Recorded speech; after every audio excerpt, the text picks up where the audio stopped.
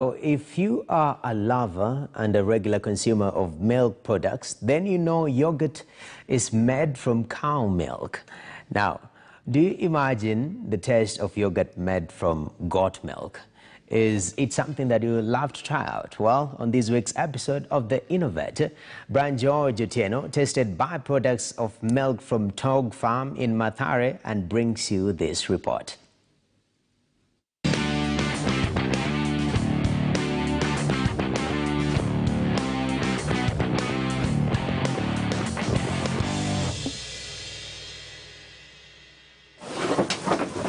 If you thought the Kenyan youth is letting go of agriculture, perhaps you should think again. Agro-innovation is on the rise as the youth, even in urban settlements with little to nearly no land resource to put up adequate farming practice, youth are strongly taking up agriculture. This is the story of two young men, Kevin Oduny and Sylvester Odhiambo, based in Nairobi's Mathare. Their tools of trade, goats, their milk and the byproducts, among them, guess what? Goat yogurt. Yes, you heard right. The duo are making inroads into the yogurt business. Goat milk has not been a norm in our community. Many people didn't like it. Even starting it was hectic a little bit. But as time went by, because it has been a long journey which we've not yet finished as I speak right now, because buying the idea itself has been very hectic. But basing that nowadays we have cropping issues of lifestyle diseases, many people have opted to take meals which are very health nutritious, and goat milk product is one of them. So doctors are prescribing for people to come and buy it. When you go to supermarket, it's very expensive. A liter goes at 365 per liter. So here we consider the area that we are being, that we are in Mathare, so the price is not like at the supermarket. So you find that our customers are also even coming from Westlands. So we are still doing advocacy so that people can know the importance of goat milk, being that it is very health nutritious. It has a very high calcium level, protein level, and also it does not react unlike other dairy products like now cow milk. So we advocate for infants, pregnant women, and also the sick and aged people to take this because it helps in boosting immune system. So when it comes to processing, we thought of being unique in terms of only doing fresh milk. We thought of how can we add value to what we are doing, because when you do yogurt and cheese making, the price is also higher. That's what made us think of doing the processing. So I registered Togg Farm, which has also grown to another level, because as a group we thought of, as individual people, how can you empower yourself within a group? So that is the main thing that we're also thinking of. So how exactly do they do it? And what inspired their innovation? And here is the process.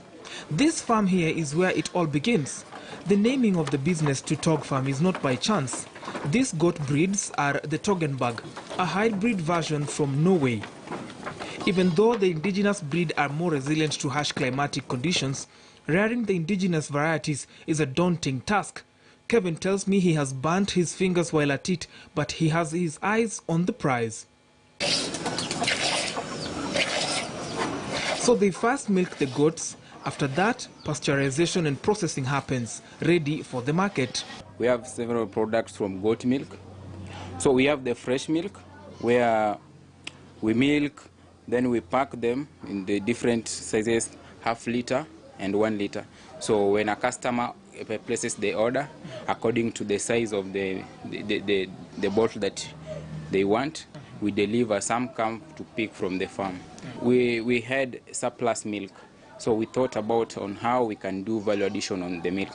So we came up with the idea of making yogurt and cheese. So in yogurt, we have got process to make that yogurt to the final stage, whereby there is a process of pasteurization. We pasteurize by heating. Then after that, there are some things that we add. We have got gelatin, we add sugar. Agriculture largely being a reserve of rural and semi-urban areas and dwellers, doing it in the city comes with its fair share of challenges. The two young men would really love to scale up, but cannot make it due to policy and resource constraints. Despite all these challenges, thanks to the mentorship at Soma Africa, they are making something of themselves and excelling in their venture. It has been a long journey since 2014 when we started with the local breeds from Kiamaiko. That's where we started, and it was within a group called Rumatown Youth Group where we started the indigenous dairy goats, the indigenous goats, I mean. So after that is when the ministry came on board, the Ministry of Agriculture Livestock Department. They got interested of what we are doing, and at that time there was this funding of Njama Rufuku from the government. So we applied as a group, and we happened to have been selected.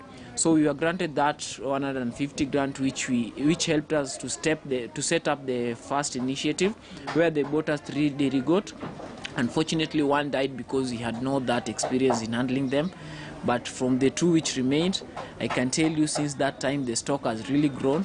The farm has entirely 32 goats in total. An organization like Mazingira Institute, which helps us in doing the research purposes. So they have really worked with us when it comes to networking and connection to other stakeholders who can help us in the shortcomings. We've really depended on them, especially the government has really been there with us when it comes to trainings and also giving us that motivation that the government is there with us. And to all young people out there who are looking to start agricultural ventures, all is not lost, and this is Kevin's advice. What I can tell the young people is that it is not about age. Even that young age is going to come and go.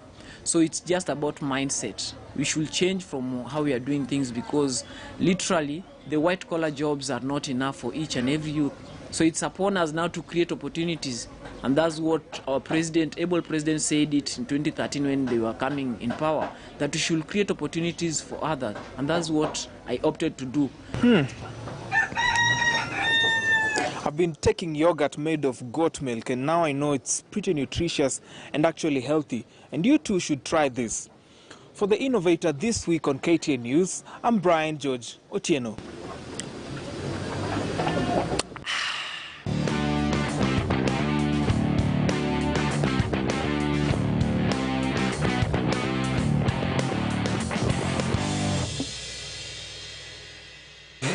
Hey, Brian George Otieno, that's what the goat is doing to you, goat milk. All right, I'll find you and justify whether it's that tasty, but quite an innovation right there. Well, that's it from Business Today. Thank you very much for watching. I'm Noah Kipkimboy.